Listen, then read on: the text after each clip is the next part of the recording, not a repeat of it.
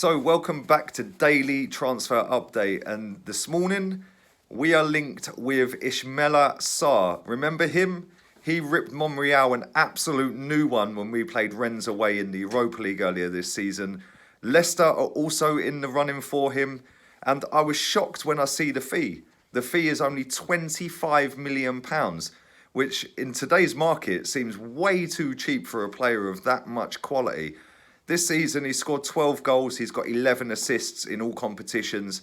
And he scared the life out of us when we played them away. He bagged the third goal in Rennes before not really turning up at the Emirates Stadium. But I think that was more to do with how we played compared to how they played.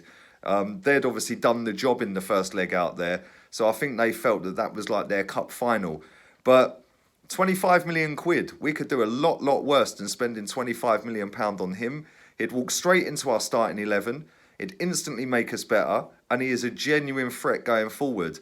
And when you compare him to some of the other players that we are linked with or have been linked with over the last 12 months in the same position, it's literally half the price. Wilfried Zaha is double that. Lozano, is 36 million quid. Then you got Nicolas Pepe's 3 times that money.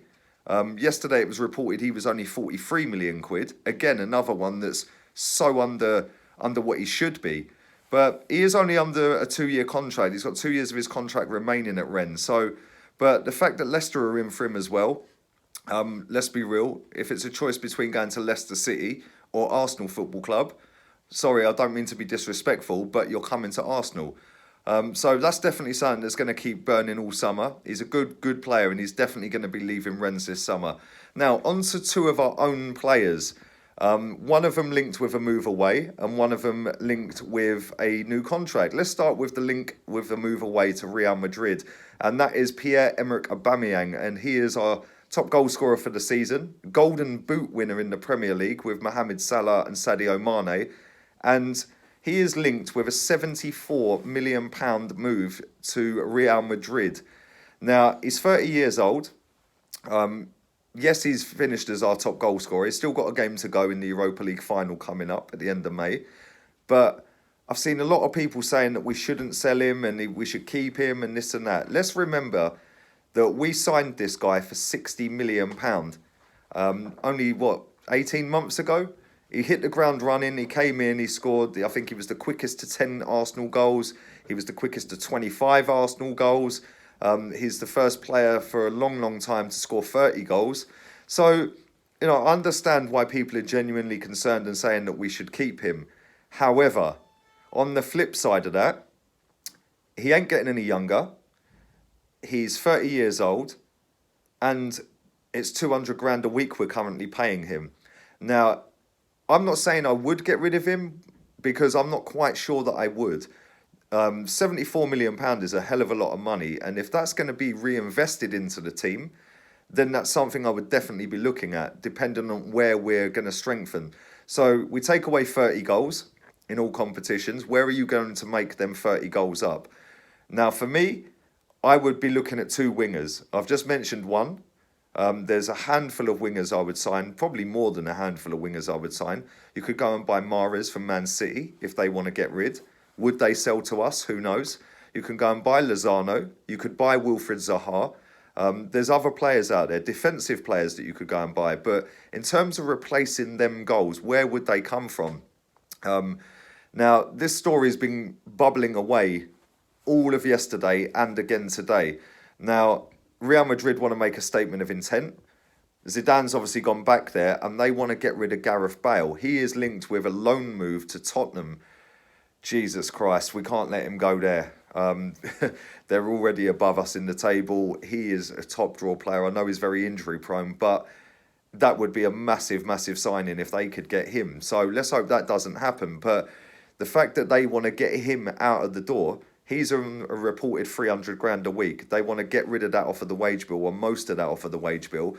They want to make a marquee couple of signings this summer. Eden Hazard's one of them that they want to sign. Aubameyang appears to be another one that they want to sign. Now, like I said, I'm not sure I would sell him, but if that sort of money or more comes in, it's definitely tempting. because you can go and reinvest that on 2 or 3 other players that would make you a better unit. Yes, you've lost goals, but I don't know. Leave it in the comment section down there. Let me know what you would do with Aubameyang. Like I said, I know he's our top goal scorer. I know he's scored a lot of goals this season. He's won the Golden Boot. But is 74, 75 million pounds tempting enough to say, yeah, do you know what? You're 30 years old. You're not going to go on forever. Let's cash in and make some changes in the team somewhere else. Last but by no means least is Matteo Guendouzi. I have seen absolute meltdowns since yesterday when it came out yesterday afternoon about his contract apparently being renewed. He still has 3 years left on a contract. Obviously, we signed him for £8 million. Now, depending on what report you read, depends on how much money this guy is on. A lot of people are saying that he's going to nearly double his wages to nearly 80 grand a week or 75 grand a week. Personally, I don't even believe he is on half of that right now. I can't imagine that Arsenal would have gone and signed Guendouzi for £8 million from a League 2 team in France and then gone, here you go, here's the same sort of money Lucas Torreira's on when we signed him from Serie A as a first team regular. I don't buy into the fact that Guendouzi's nearly on 40 grand a week. I also don't think he's going to get the upgrade to 75 grand a week. But what I will say here is that I've seen a lot of people in meltdown over it. Why are we throwing money at a 20-year-old kid? He's not been that great this season, this and that. My outlook on that is, listen, everyone wants kids in the team. They've been crying out for weeks and weeks. Throw the kids in, throw the kids in. Well, this kid's played 47 games this season. So he's a kid. He's played 47 games, and now we don't want to tie him down to an even longer deal. Now, a lot of people are under the misconception that by tying him down, it's stupid business and that, what if he flops next season?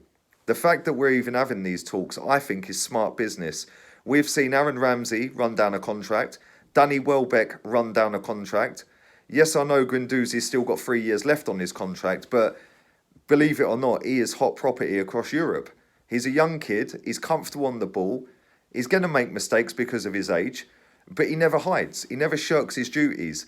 He's only going to get better, in my opinion. And, you've only got to look at Tottenham. Tottenham signed up Dele Alli. Yeah, this is a prime example. They sign up Dele Alli from MK Dons, and every 6 months or 2 years, they give him a new contract. It's because you're strapping up your asset. You're making sure that when a team comes in, they know the terms. They know that your player is strapped up to a 4, 5, 6 year, whatever deal it may be, and he is on X amount of pounds. So if you want to buy that player, you have now got to front the money. And Guendouzi, there was a report that came out last week that he is the second highest, most valuable under 20-year-old footballer or 20 and below in Europe right now. He's apparently valued at 70 million quid. I don't know who makes these valuations because a player's only worth what somebody's prepared to pay for him. But for me, I think it's great business. Listen, there could be teams sniffing around him right now, hence why Arsenal were triggering that and saying, look, we want to give you a pay rise because he's done well for Arsenal. I think he's had a decent season this season. He's played some massive games. Opening day of the season, he played Man City. Then he went away to the Bridge. He's played against Liverpool, Man United, Tottenham. I think he's been absolutely superb at times. Yes, he's going to make mistakes, but that's what every footballer does when they're first breaking into a new team in a new league. But, a lot of people I've seen are saying we could spend the money and wages elsewhere, blah, blah, blah.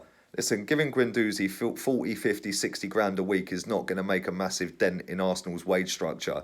When you're paying in excess of 200 grand a week to players that are not really cutting the mustard, that is when you have a problem. So I think it's a good bit of business from Arsenal. Let's suppose we strap him up to another 2 years on top of them 3 years. He has a great season this season coming up. We could potentially sell him for 60, 70 million pound and it'd be fantastic business.